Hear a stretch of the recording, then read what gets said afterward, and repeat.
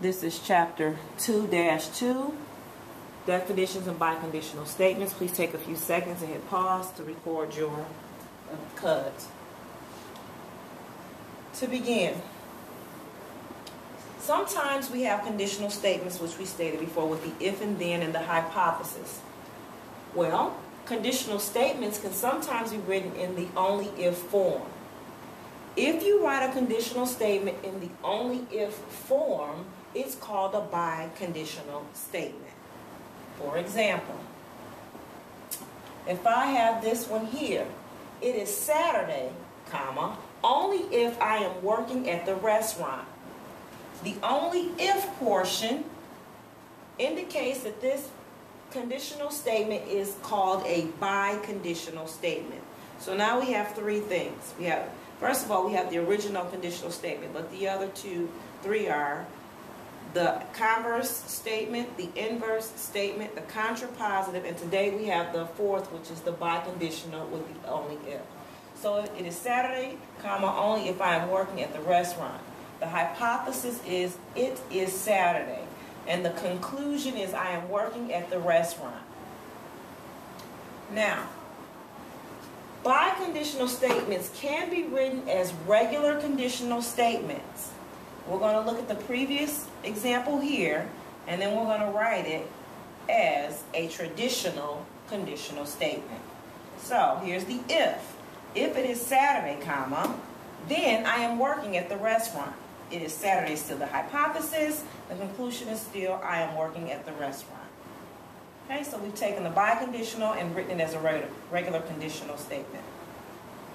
Okay. Notice the biconditional statement, the hypothesis was not immediately following the if. For example, at the top, the hypothesis was not following this if in the original biconditional statement.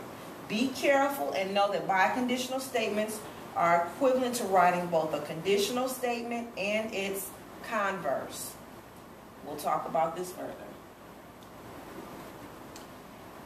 We're going to rewrite the biconditional statements to conditional and converse statements. So here's the biconditional statement. Example. 3 lines are coplanar if and only if.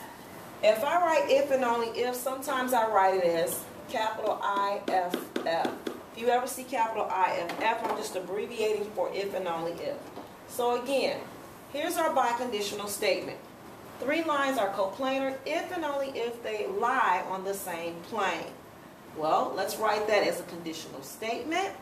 I'm taking that here, and I want to write it with the if and then in a traditional conditional statement format.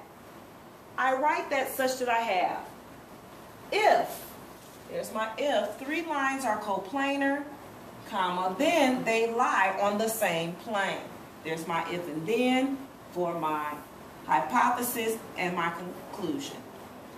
Now, I'm going to take this same statement, well, here we have our conditional. How do I write the converse? Remember, converse, we're going to take the hypothesis and move it to the back, and it's going to be now our conclusion, and the conclusion will move to the front and now be our hypothesis.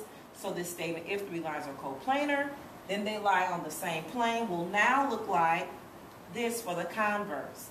If 3 lines lie on the same plane, then they are coplanar.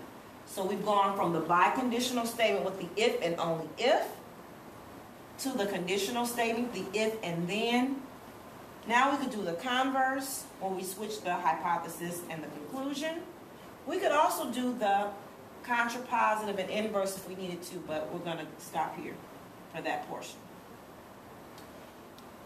Please know that biconditional statements can be true or they can be false. They're true when both the conditional statement, as we have here at the top, and the converse statement, both are going to be true. Okay?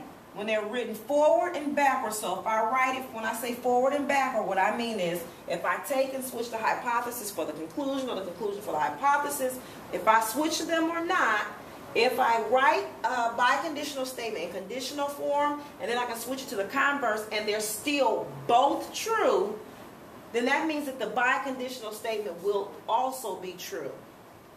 Okay?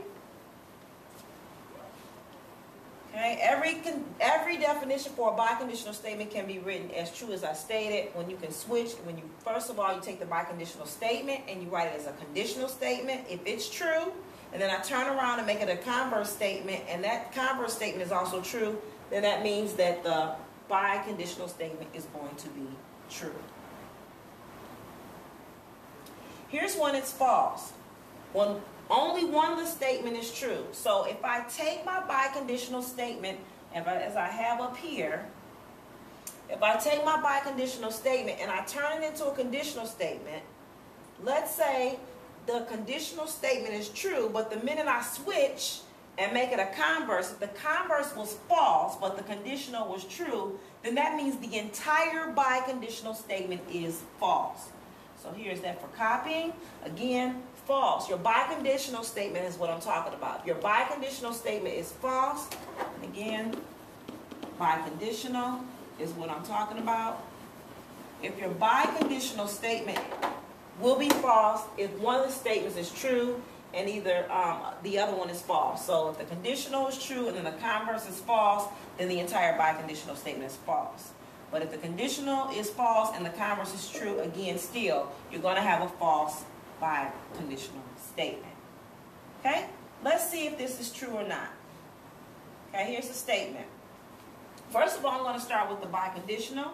X equals 3 if and only if. That if and only if lets me know it's a biconditional statement. X squared is equal to 9. So X equals 3 if and only if X squared is equal to 9. I want to see if that, first of all, is it a biconditional statement? Is this biconditional statement true? Well, let's check and see.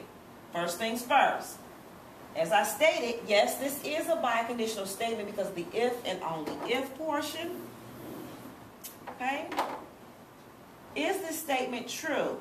No, because X can be negative 3. Okay? So if I took this around, if I make this into a converse, if X equals 3, then X squared is equal to 9. Okay? That part is true, but if I switch it around and do the converse, if X squared equals 9, then X equals 3. The converse is false because if I say if X squared is equal to 9, then X is equal to 3, that's false because X could equal negative 3 and still give you 9. So the converse is false, therefore making this biconditional statement not true. Okay? And here it is written, as I stated.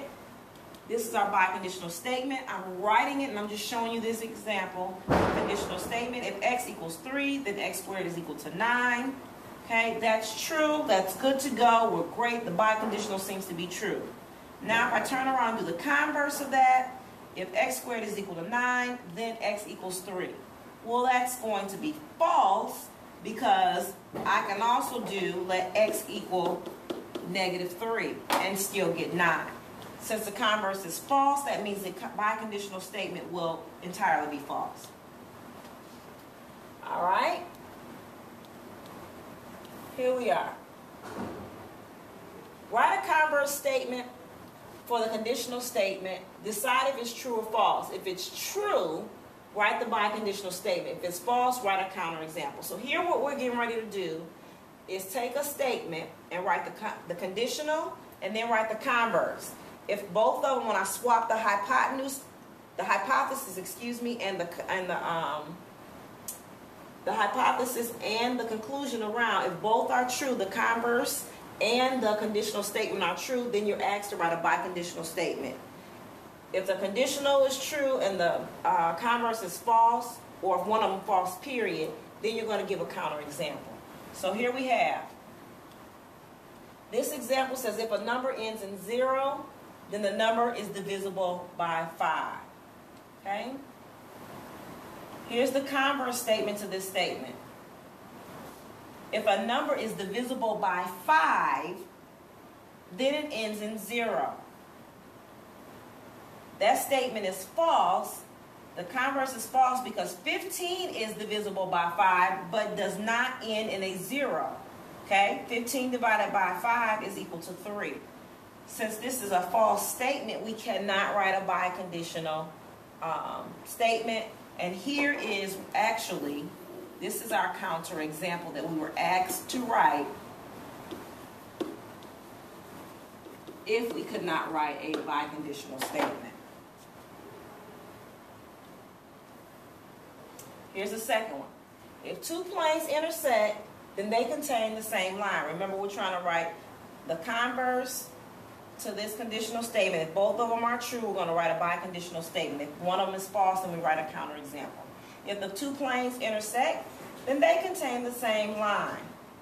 Here's the converse. If two planes contain the same line, then they intersect. That's true. Okay?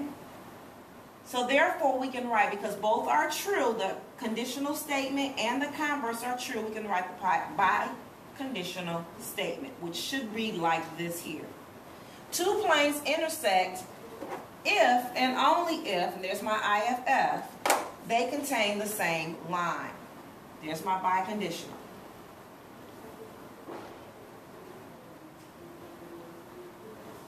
And you can stop right there.